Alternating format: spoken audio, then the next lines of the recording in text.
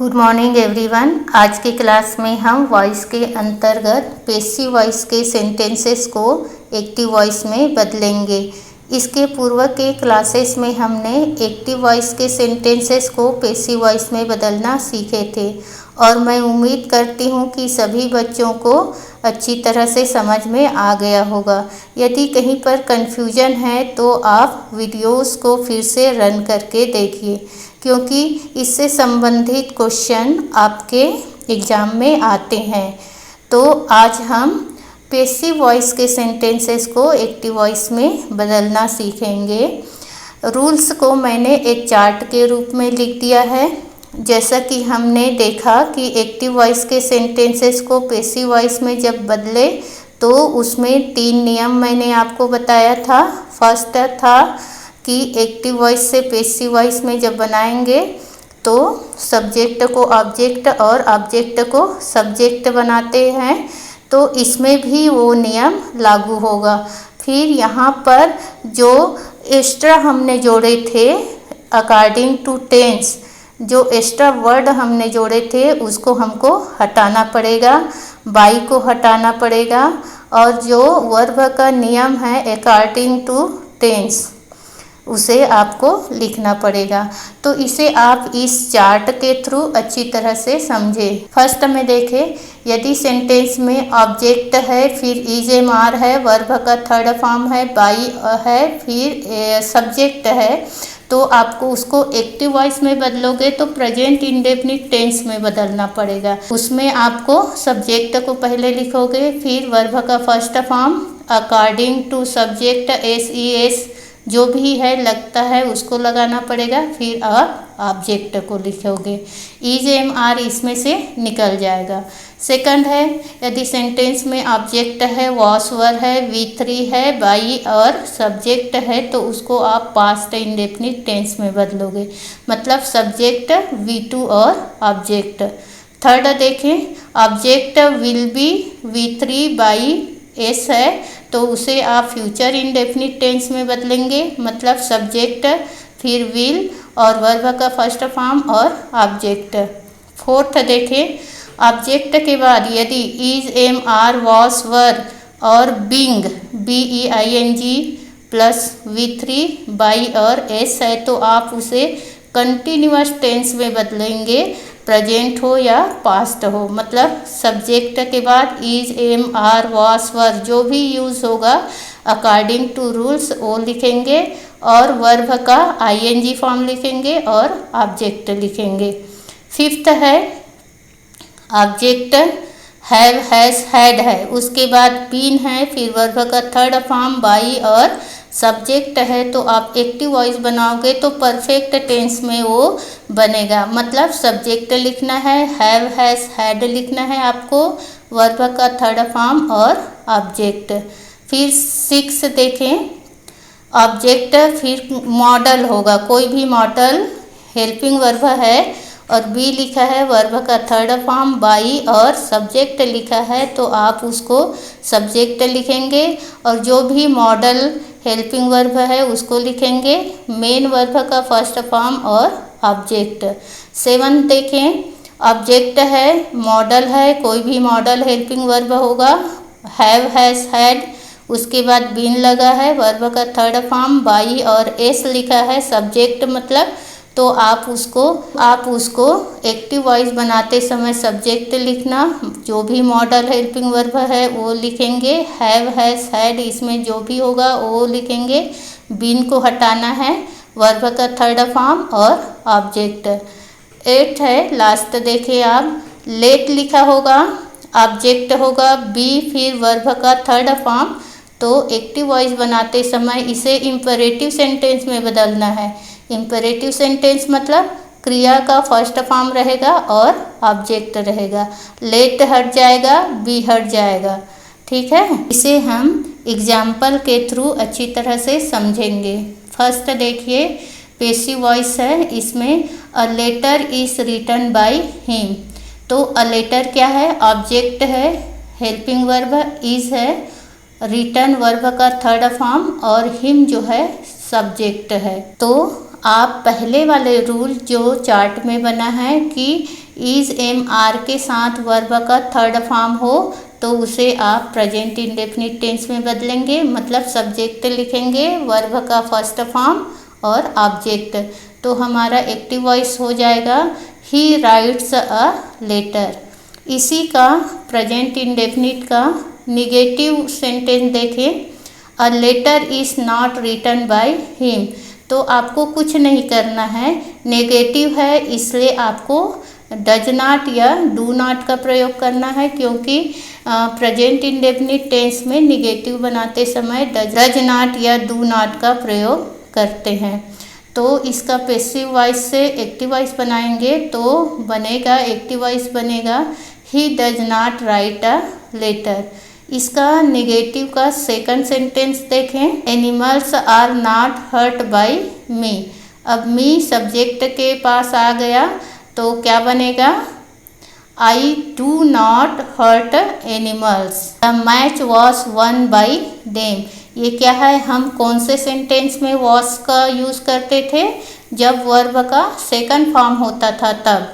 तो हमको क्या करना है, वॉज को हटाना है, वर्ब का सेकंड फॉर्म लिखना है, मतलब पास्ट इंडेफिनिट लिखना है। तो हम देम से शुरू करेंगे, तो देम जब सब्जेक्ट में आएगा तो क्या हो जाएगा, दे हो जाएगा। दे वन द मैच, वॉस हट जाएगा। निगेटिव सेंटेंस देखें, the match was not one by them. कुछ नहीं करना है, पास्ट इंडेफिनिट का नेगेटिव बनाते समय हम डिड नॉट का प्रयोग करते हैं। तो they did not win the match, क्योंकि जब डिड नॉट का यूज़ करते हैं तो वर्ब का फर्स्ट फॉर्म आता है, का यूज़ करते हैं तो वर्ब का फर्स्ट फॉर्म आता है। थर्ड एग्जाम्पल देखें, our work will be corrected by the teacher. तो हम बी किस में लगाते थे, फ्यूचर इंडेफिनिट में। तो बी फ्यूचर इंडेफिनिट में तो बी को हमको हटा देना है, विल तो रहेगा क्योंकि सब्जेक्ट कोई भी हो विल का यूज़ होता है। तो एक्टिव वॉइस बनेगा, the teacher will correct our work.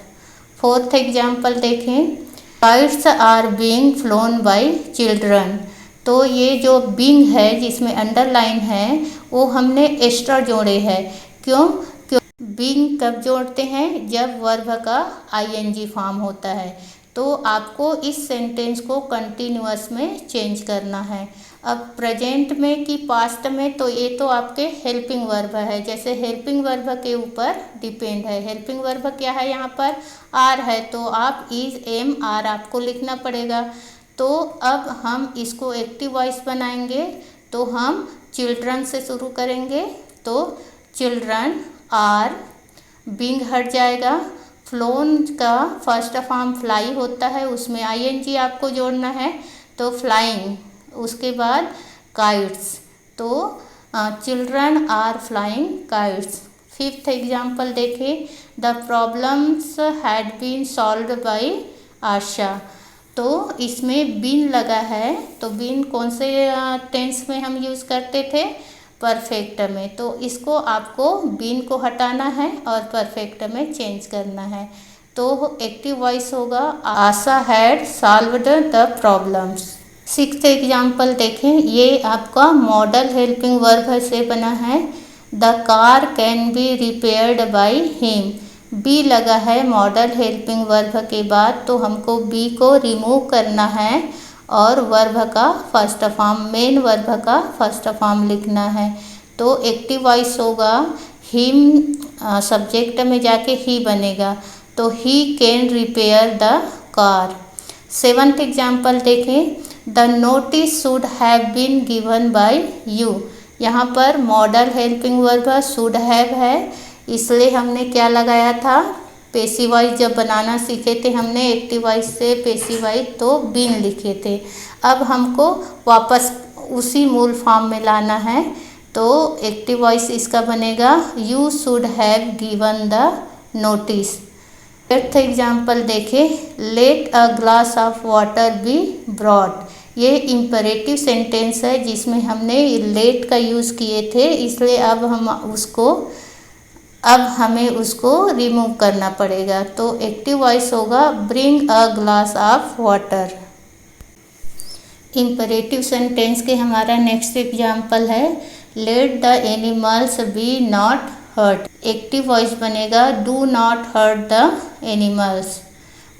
उसी तरह प्लीज़ और काइंडली का यूज़ हुआ था इम्परेटिव सेंटेंस में, उसका एग्जाम्पल है ये you are requested to listen to me. अब हम क्या करते थे, प्लीज़ या काइंडली वाला था, तो अब हमको प्लीज़ या काइंडली लिखना पड़ेगा अकॉर्डिंग टू सेंटेंस के सेंस के अनुसार। तो एक्टिव वॉइस बनेगा प्लीज़ लिसन टू मी।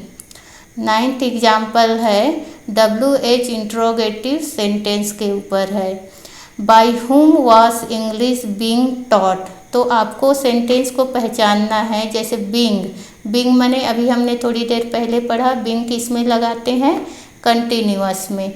तो आपको बाय हुम जो है उसका एक्टिव में होता है हु, ठीक है। फिर वॉज वर्ब तो वही रहेगा अकॉर्डिंग टू सब्जेक्ट, और आपको बिंग को हटाना है और मेन क्रिया का ING फॉर्म लिखना है।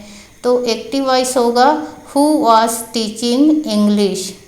10th एग्जाम्पल है had you been beaten by them. Been लगा है मतलब परफेक्ट में आपको चेंज करना है, और हैड मतलब हेल्पिंग वर्ब पहले है, तो आपको हेल्पिंग वर्ब से ही एक्टिव वॉइस बनाना है। तो देम का जो है, देम सब्जेक्ट बनेगा तो दे हो जाएगा। हैड जो है एक ही हेल्पिंग वर्ब होता है, सब्जेक्ट कुछ भी हो। तो एक्टिव वॉइस होगा हैड दे बीटन यू। तो इस तरह से हमने देखा पैसिव वॉइस के सेंटेंसेस को एक्टिव वॉइस में कैसे बदलते हैं। यदि आपको ये कठिन लगे तो वीडियो को बार बार रन करके देखें। और इससे पहले मैं फिर से आपको एक बात बोलना चाहती हूँ कि आप इसके पहले आप एक्टिव वॉइस से पैसिव वॉइस जो बनाए हैं हमने जितने भी सेंटेंसेस के, उसे पहले देख लें, तो ये वीडियो आपको ज़्यादा समझ में और आसानी से समझ में आ जाएगा। अब आपके लिए होमवर्क है, कुछ सेंटेंसेस मैंने दिए हैं बनाने के लिए, उसे आप बनाइए। और यहीं पर हमारा आज का क्लास ख़त्म होता है।